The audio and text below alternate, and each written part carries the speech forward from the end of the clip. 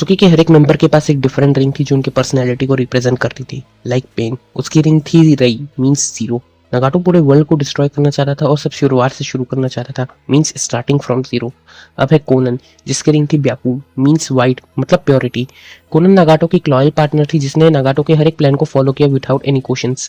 अब है इटाची, उसकी रिंग थी शू, ये एक सेक्रीफाइस का सिंबल है। इटाची ने अपने भाई और पीस के लिए हर एक चीज सेक्रीफाइस कर दी, लाइक अपना क्लैन, अपनी फैमिली, अपनी गर्लफ्रेंड, अपना दोस्त, यहाँ तक कि आखिर में खुद को तक सेक्रीफाइस कर दिया।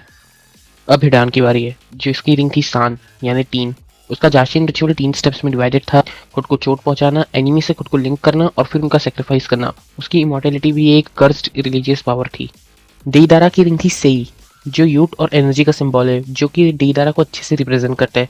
उसके लिए आर्ट एक एक्सप्लोजन था, एक पल की ब्यूटी। वो हमेशा टेम्पररी चीज़ों में एक परफेक्शन ढूंढता था। अब आता है सासोरी, जिसकी रिंग थी ग्योकी, जिसका मतलब था ज्वेल और फॉरएवर। उसने अपना पूरा बॉडी पपेट का बना दिया था और उसका सिर्फ एक कोर रखा था जो कि उसका ज्वेल था, और उसके लिए आर्ट का मतलब फॉरएवर था। ओरोचिमारू की रिंग थी कू, जिसका मतलब था स्काई या वॉइड। ये उसके एंडलेस एम्बिशन को दिखाता है, जहाँ वो हर जुत्सु सीखकर अमर बनना चाहता था। अपने ड्रीम के लिए उसने यहाँ तक कि अकात्सुकी भी छोड़ दिया था।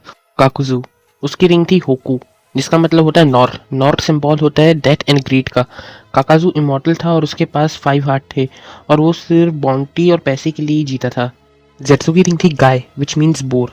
जेट्सू एक अल्टीमेट स्पाई था, ब्लैक और व्हाइट दोनों हिस्सों में डिवाइडेड। बोर सिंबल करता है हिडन स्ट्रेंथ और अंडरग्राउंड प्लानिंग को। वो एक्चुअली कागोया का एक प्लांटेड सीड था, सेंचुरीज पुराना प्लान करता हुआ। फिर आता है किसामे, जिसकी रिंग थी नान, यानी साउथ डायरेक्शन, जो ओशन और हीट को रिप्रेजेंट करता है। किसामे वाटर स्टाइल जुत्सु का मास्टर था, जो कि ओशन को रिप्रेजेंट करता है, और किसामे का वायलेंट नेचर उसकी हीट को रिप्रेजेंट करता है।